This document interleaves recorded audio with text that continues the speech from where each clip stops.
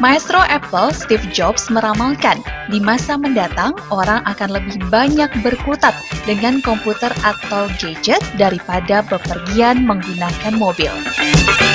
Kemajuan teknologi informasi komunikasi atau TIK saat ini akan memberikan berbagai kemudahan dan akses cepat tanpa batas membawa dunia pada konvergensi. Komunikasi yang dulu identik dengan penggunaan kabel pun mulai ditinggalkan. Semua serba nirkabel. Begitupun dengan perkembangan dunia mobile. Handphone menjadi bagian gaya hidup dan kebutuhan pokok bagi komunikasi masyarakat saat ini.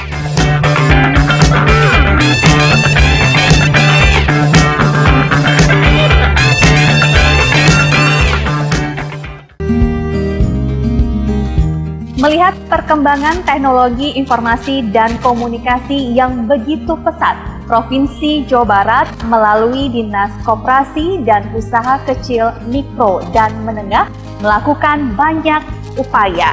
Salah satunya adalah revitalisasi dan modernisasi untuk koperasi juga UMKM di Jawa Barat. Salah satunya adalah dengan mendorong para pelaku KUMKM di Jawa Barat untuk memanfaatkan teknologi informasi komunikasi atau TIK sehingga dapat meningkatkan kualitas dan daya saing para pelaku KUMKM di Jawa Barat.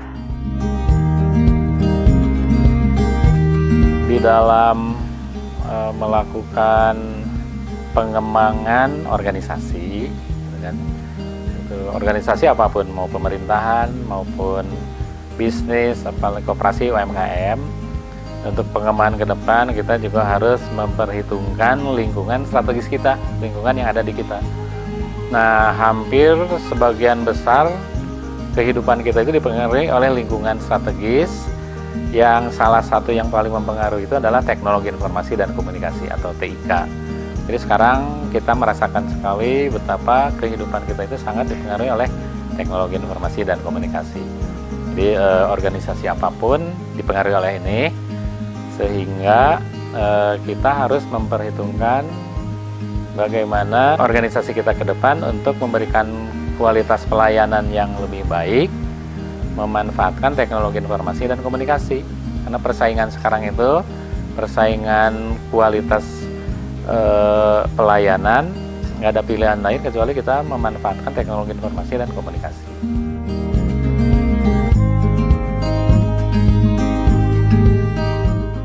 Jadi atas dasar pemikiran tadi, Pak Gubernur punya misi untuk revitalisasi koperasi dan usaha mikro, kecil, dan menengah, nggak ada pilihan lain kecuali memanfaatkan teknologi informasi dan komunikasi. Nah, kenapa seperti ini? Karena perkembangan tren dimanapun sekarang, organisasi-organisasi yang maju, baik perusahaan maupun non perusahaan, itu adalah organisasi yang memanfaatkan teknologi informasi dan komunikasi untuk terutama kecepatan pelayanan, terus juga untuk marketing pemasaran. Sekarang pemasaran banyak menggunakan teknologi informasi dan komunikasi. Nah, bahkan negara Cina sekarang dianggap yang paling maju di dunia di bidang e-commerce. Jadi untuk teknologi informasi dan komunikasi dipakai untuk bertransaksi, baik transaksi bisnis, perdagangan, dan sebagainya menggunakan teknologi informasi dan komunikasi. Itu bagian dari kecepatan pelayanan di transaksi.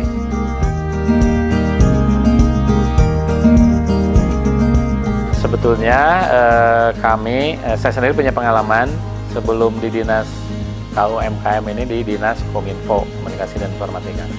Nah, ternyata di pusat Presiden melalui Kementerian Kominfo itu punya program yang namanya disebut pemberian nama domain dan hosting gratis khususnya untuk koperasi dan UMKM. Nah, kami sendiri untuk program 1 juta nama domain ini yang dicanangkan oleh Kementerian Kominfo itu untuk 3 tahun, jadi setahun itu kurang lebih ada 350.000 nama domain. Tapi kita sendiri cukup susah, kita sendiri sampai sekarang masih sekitar 1.500 yang kita sudah himpun untuk diberikan nama domain, baik itu koperasi maupun UMKM. Nah, berikutnya kita juga masih menunggu untuk pendampingannya, karena bisa jadi di tempat kita di Jawa Barat, walaupun banyak perguruan tinggi, kita masih pemanfaatan TIK untuk UMKM ini masih cukup rendah, sehingga kita nanti akan dibantu oleh para pendamping yang sudah terpilih oleh kementerian untuk membantu pengembangan UMKM, mulai dari hal yang mendasar, misalnya membuat website.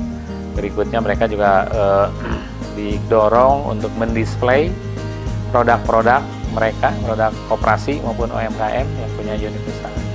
Dan ke depan sangat terbuka untuk memulai untuk melakukan e-commerce, bertransaksi menggunakan teknologi informasi dan komunikasi. Banyak pelaku KUMKM di Jawa Barat yang sudah memanfaatkan TIK dalam mengembangkan usahanya. Mereka memanfaatkan sosial media seperti Twitter, Facebook, Instagram, ataupun WhatsApp, dan media sosial yang lainnya. Berikut kami tampilkan profil 2 koperasi dan 4 KUMKM di Jawa Barat yang sudah memanfaatkan TIK dalam mengembangkan usahanya.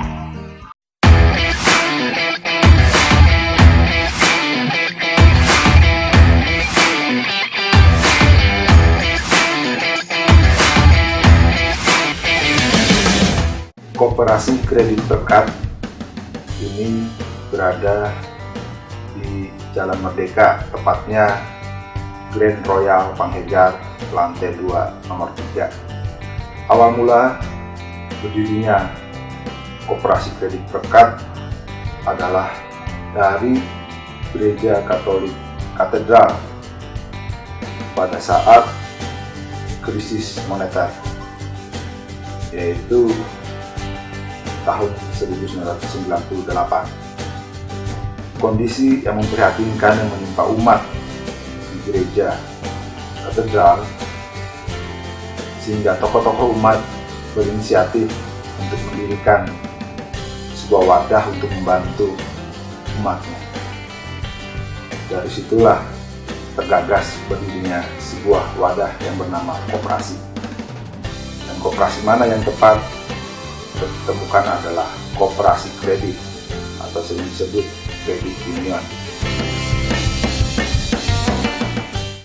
Sejak berdirinya Kredit Berkat tahun 98, setahap demi setahap koperasi menata diri, pengurus, pengawas, dan anggota konsisten melaksanakan aturan sehingga berkembang pesat. Yang dari awalnya di Kota Bandung, sekarang sudah melayani di beberapa kota kabupaten di Jawa Barat. Saat ini jumlah anggota adalah 2.110. Perkembangan pesat dimulai dari tahun 2005. Setelah kami mengelola atau mengangkat manajer dikelola secara profesional. Manajer dibantu karyawannya mengelola koperasi berkat ini secara profesional dan didukung oleh teknologi informasi yang memadai. Dari tahun 2005 yang asetnya masih 3 miliar, naik terus hingga saat ini dibukukan aset kami adalah 42 miliar 300 juta sekian. Koperasi Berkat berkembang ini didukung salah satu faktor adalah pemanfaatan teknologi informasi. Yang dipakai saat ini adalah sistem informasi kredit union Indonesia, yaitu Sikundo, yang real time online dan transaksi dilakukan dimanapun, kapanpun, real time online bagi anggota. Dukungan tersebut sehingga anggota semakin percaya dengan koperasinya sendiri. Kami melakukan transaksi di Subang, Indramayu, langsung real time online. Pelayanan di lapangan kami melakukan menggunakan aplikasi Android dengan juga didukung oleh printer, Bluetooth. Itu pun langsung masuk ke server yang berada di kantor pusat kami. anggota juga dapat mengecek simpanan saldo melalui SMS dan dapat melihat transaksi juga bisa langsung dari aplikasi Android. Itu yang koperasi kami makin berkembang dan dapat dipercaya oleh anggota.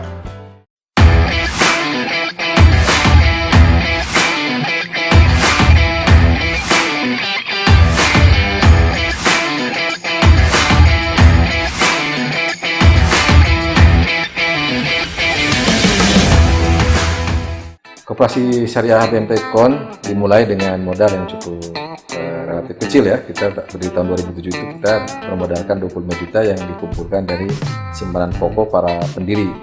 Nah, alhamdulillah tahun 2015 Desember kita bisa membukukan aset di angka 29,5 miliar.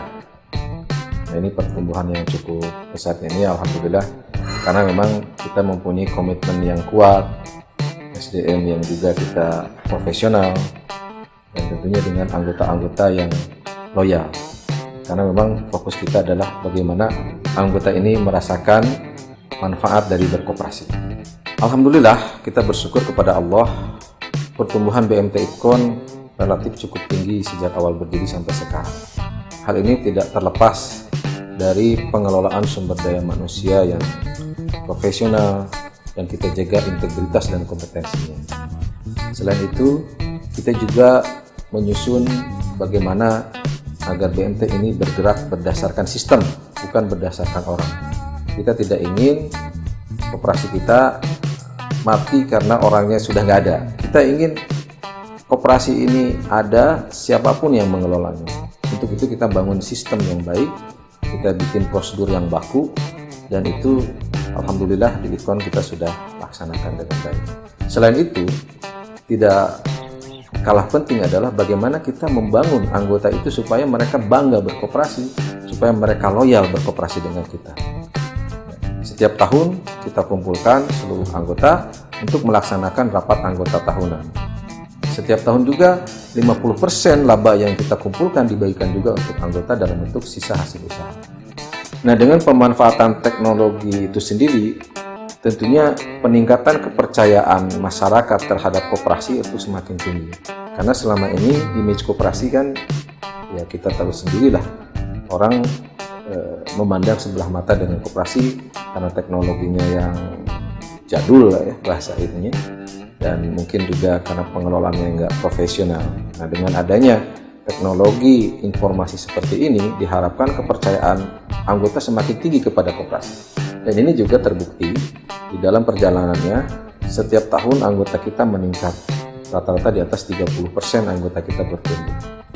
Alhamdulillah, karena kita mempunyai visi bahwa koperasi kita adalah koperasi yang modern dan profesional, kita juga sudah menerapkan teknologi informasi yang terdepan. Di antaranya kita menggunakan yang namanya rekening ponsel. Dengan rekening ponsel seperti ini, anggota bisa melakukan transaksinya setiap saat, online dan real time. Apa saja yang bisa dilakukan oleh mereka? Mereka bisa melakukan info, ada cek saldo dan ada histori transaksi. Kemudian juga mereka juga bisa melaksanakan transaksi-transaksi jasa keuangan seperti pembayaran telepon, pembayaran listrik, pembelian pulsa dan lain sebagainya. Dan yang paling ke depan adalah bagaimana agar setiap anggota ini bisa melakukan transaksi keuangannya antar anggota gratis, baik transfer, pembelian, dan sebagainya. Baru saja Anda menyaksikan dua profil koperasi yang sudah memanfaatkan TIK dalam kegiatan pelayanannya pada para anggotanya. Nah, selanjutnya kami informasikan bagaimana pengaruh TIK dalam bisnis UMKM. Kabarnya mereka bisa mendapatkan omset puluhan juta rupiah. Anda penasaran? Ini dia.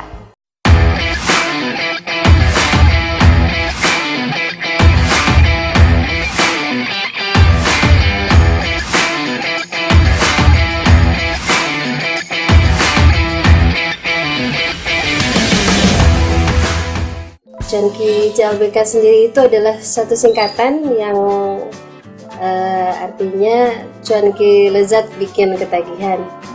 Sejarahnya sebenarnya ini bisa dibilang tidak disengaja ya. Waktu itu saya pada tahun akhir 2013, saya dan teman-teman itu mau mengadakan suatu reuni akbar dengan tema itu CLBK. Dari situ saya perkenalkan cuanki yang ada di saya. Ternyata respon teman-teman itu positif dan mereka ada yang memberikan saran kenapa nggak coba jual aja cuanki ini secara online. Nah, dari situ akhirnya nama dan usaha ini terbentuk.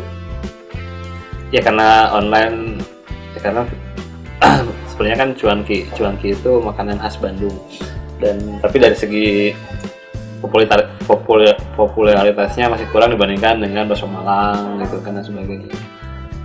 Dan ternyata setelah kita coba jual online, banyak orang yang tertarik, dan sebagian sih memang orang-orang Bandung yang merantau ke luar Bandung sendiri karena tempat dia nggak ada cuankinya, nggak ada gitu. Dan walaupun ada juga rasanya juga tidak seenak yang dia kenal ya ketika dia di Bandung. Maka dia pengen cuanki yang dari Bandung asli yang dikirim ke sana. Bahkan kadang-kadang yang ongkirnya sampai lebih mahal dibandingkan barangnya sendiri, tapi dia mau beli karena memang di sana nggak ada.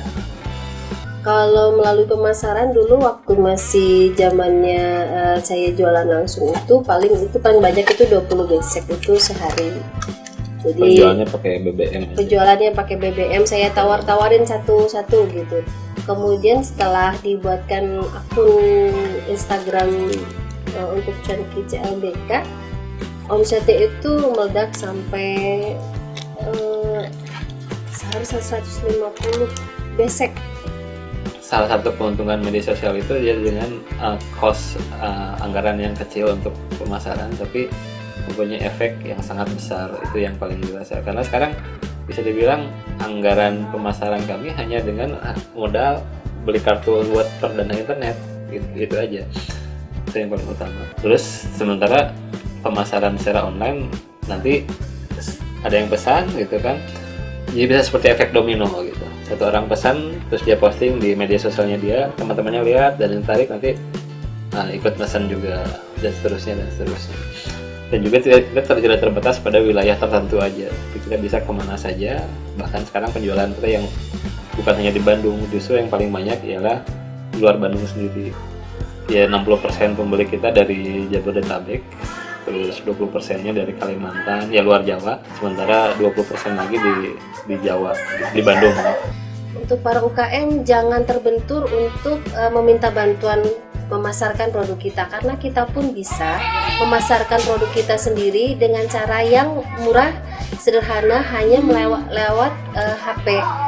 Pergunakan akun-akun yang sudah banyak sekarang ada seperti Instagram, ada Twitter. Kita bisa jualan di sana melalui media sosial tersebut. Dengan melalui media sosial tersebut, penjualan kita tidak akan dibatasi oleh tempat dan waktu. Kapanpun kita bisa jualan. Apabila kita merasa kesulitan, kalau sekarang itu HP itu dibuat mudah untuk digunakan. Bahkan anak-anak kita pun yang sekarang SMP, SMA sangat bisa mudah sekali untuk mengaksesnya. Jadi buat para UKM, marilah kita belajar kembali bahwa penjualan melalui HP itu nggak susah, sama sekali tidak susah. Asal kita mau belajar, terus memberikan respon yang cepat dan bagus kepada konsumen, insya Allah penjualan produk kita bisa sangat terbantu. Itu yang saya rasakan.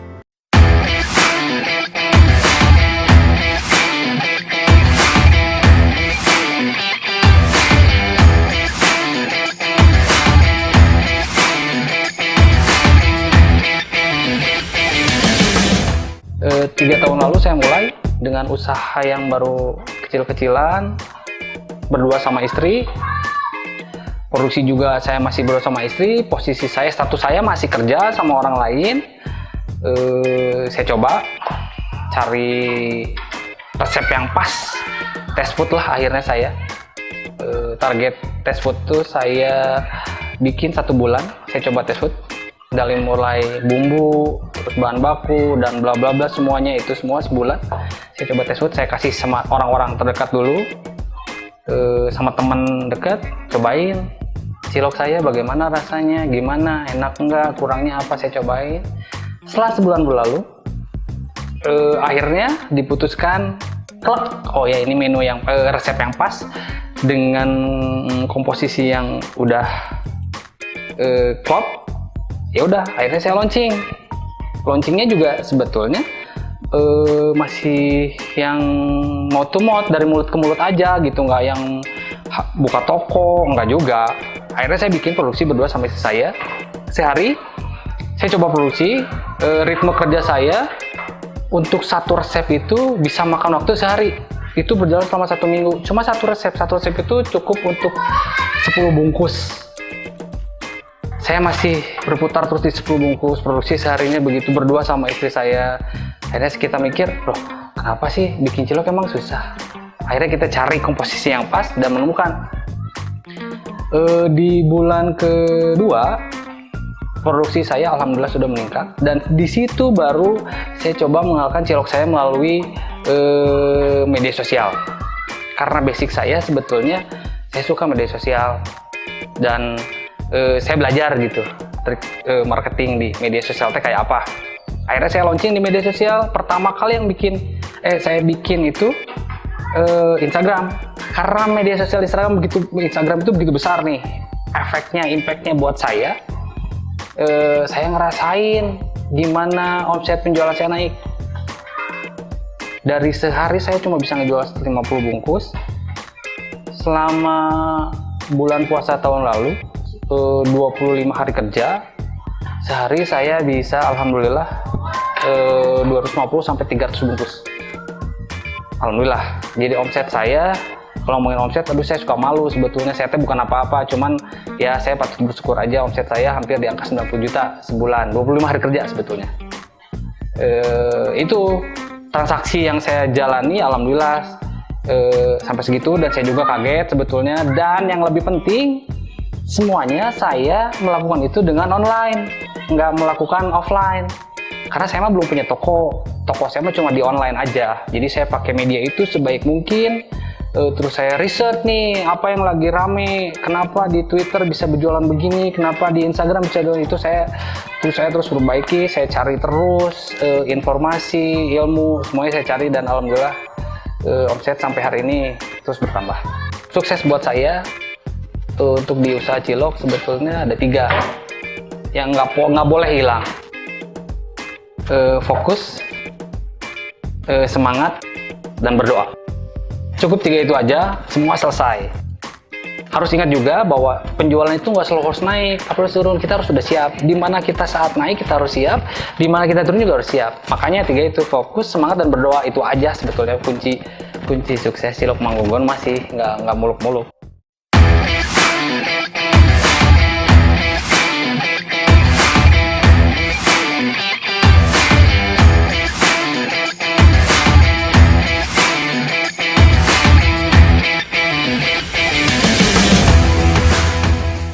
Perusahaan kami bergerak di bidang kuliner, yaitu Banana Harajuku seperti ini. Nah, ini keripik pisang coklat. Nah, kita dedikasi untuk para petualang sejati, traveler yang notabene-nya pencinta adventure. Banana Harajuku ini dimulai di awal tahun 2016 ini, dan alhamdulillah di 3 bulan terakhir ini kita mampu menjual produk Banana Harajuku ini hingga sampai 6.000 pieces untuk jumlah akumulasi keseluruhan. Nah, dan alhamdulillah pemasaran kita Banana Harajuku sudah masuk ke hotel-hotel di Bandung dan juga di nasional hingga ke mancanegara.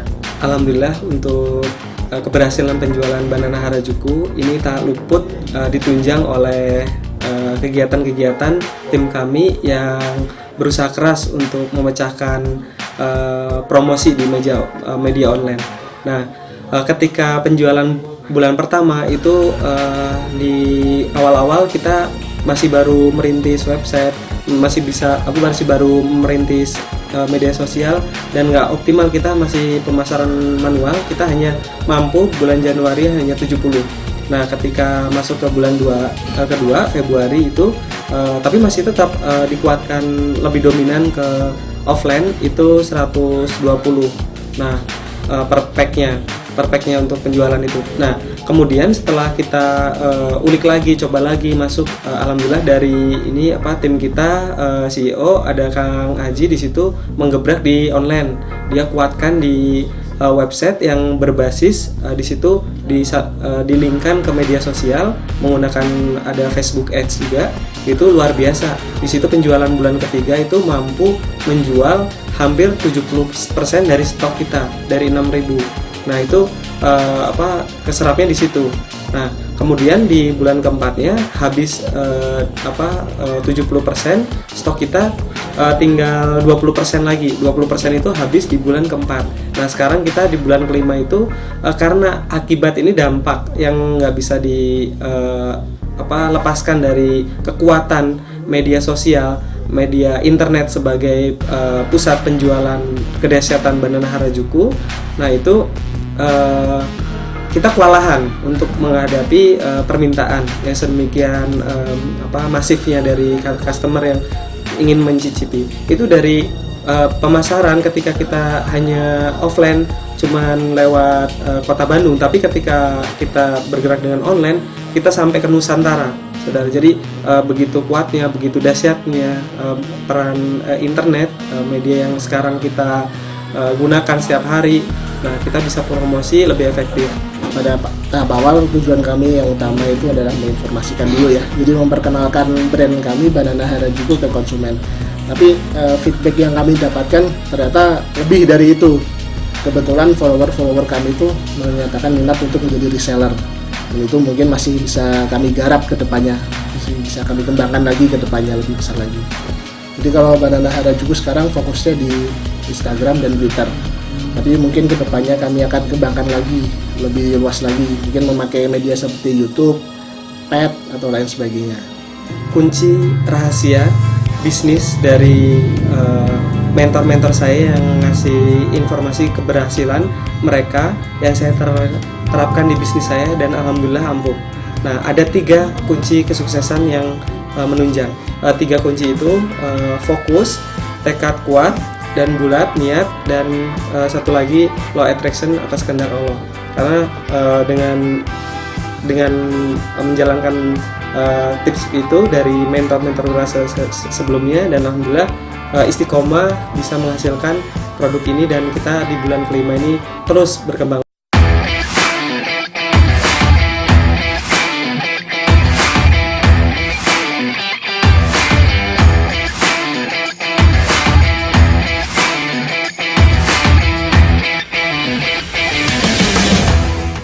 Madu ini berdiri dari tahun 2009 bulan Desember, udah masuk tahun ke-6 sekarang masuk tahun ke-6 alhamdulillah.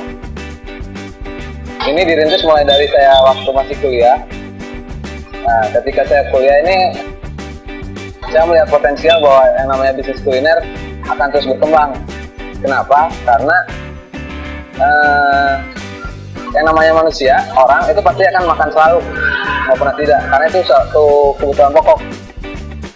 Itu. Nah dari waktu kuliah saya mulai membisniskan resep dari ibu saya.